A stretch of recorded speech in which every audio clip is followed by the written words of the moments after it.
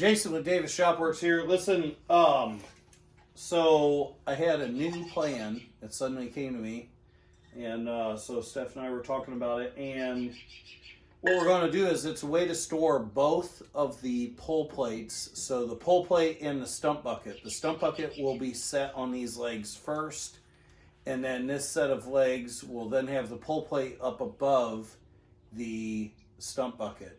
Now to pick up and move this assembly, I can just quick attach the stump bucket, pick up the entire assembly, and move it where I want it.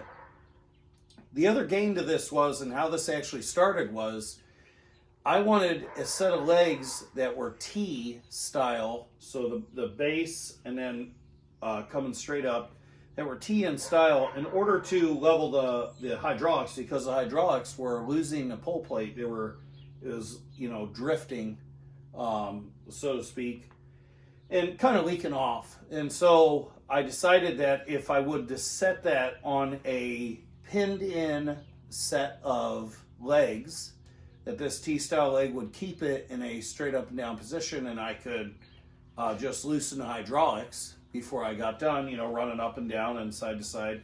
Let off the pressure of the hydraulics to let it sit there. So in this project, we kind of came to a thought pattern that why not have a spot where we can not only store the stump bucket, but then to also store the pull plate above it and move the whole assembly and have it sit outside if that's what we want to do. So that's what I'm making. That's what these are. These are the T-style legs, so that the pull plate can be used to work on, say, an outboard motor, or the pull plate could be used as a pull plate, say, pulling a post out without using the hydraulics, things like that. So with that being said, I'm going to show you some of the measurements. So this is the socket material. It is 5 inches in length, and you're going to have 4 of them. The outside dimension is 1.5. The inside dimension is about, heck, that inside dimension is 1.25. That wall thickness there is going to be 1/8 inch from the appearance of this. So I have 4 of those at 5 inches apiece. Now this other material is pretty simple stuff too. It is 1.25 outside, and it is inside is well, it's 1/8 inch wall, but the inside is 1 inch. So what you're going to have as far as lengths is you're going to have 4 5-inch sockets, 2 for each pull plate, or 2 for each quick attach plate. So for my case, 2 for the stump bucket, 2 for the pull plate. The next thing is you're going to have 2 at 14 inches of the leg material, 2 at 16 inches. Those are your, they're going to be cut at 45s actually and used to brace it. So those 4 pieces will be your braces. Like I said, 2 at 14, 2 at 16. The next set will be 2 at 30. And then we'll have 2 at 4 feet. And we felt that 4 feet will be more than enough height. So I've got 2 at 4 feet. So the idea is the 4 feet to be the uprights. These, what did I say here? 30-inch ones will be the legs. And then to the rear, which will actually be in front of this tire, we're going to put the shorter connector. And then the front side, this one will run out a little bit further. And then these sockets, like I said, they'll go on the quick attach plates. So let's go ahead and get started with all that. So I just want to take a moment to take a break for a moment. This here is a piece that is a diagonal support, and I realized I have to cut those to the degree of the support, which I'm assuming is going to be 45, but I'm going to try to play with that after I get the T's welded up, see exactly where I want them and everything in regards to how the pull plates are going to sit on these things. These socket material pieces, they have on the inside, they've got a bit of stuff in them. Here's a little bit here, but that's not what I'm concerned about. So I'm going to see if we're able to see this. On that bottom channel, you can see that layer where they have made the square tubing square. So that's like they bend it all up, and then it gets welded down that thing. And that's going to give me trouble with the other pieces sliding up into it.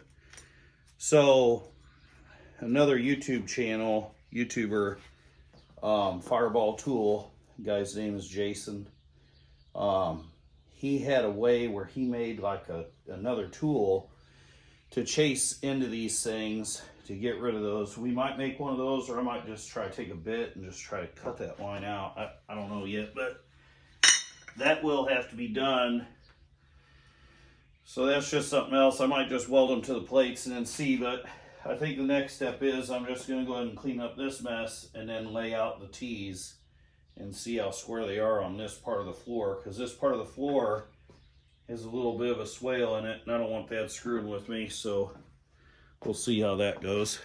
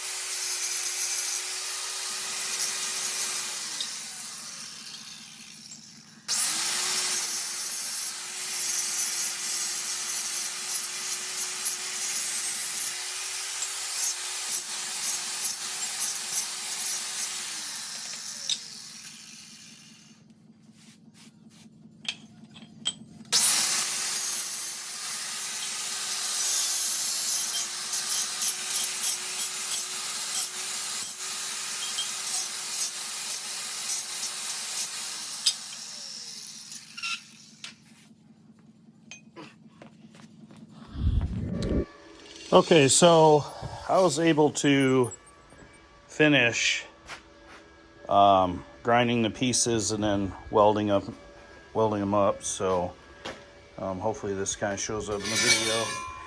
I'm not really showing a build process of these. It was kind of a shitty process, to be honest with you. I have been using these, some type of a silver pencil. I think I got it from Menards, but anyway, it marked it out really well. And then I was using my grinder with these cutter discs on it and held in my jaw horse, which has been an amazing tool for as long as I've owned it. You can see all the bits laying down here. Problem is, though, my angles were not like perfect, and so I had to kind of weld some gaps up. Now, had this been something more critical, I probably would have done it a little bit differently, but this is not going to be critical stuff. So I'm going to clean them up and get them wiped down and everything. And then I'm going to work on those sockets right here next, so I can get them, because once they're on the pole plates, basically both pole plates can be hung and on this thing. But anyway, I don't think that they turned out bad. I really like my stuff to, weld up solid. And I mean, they are solid. It's going to take some grinding to make them look nice, and I'm not a big fan of doing all that. So I was hoping to have tight joints, and that just wasn't what it is. So anyway, get these things ground down and cleaned up.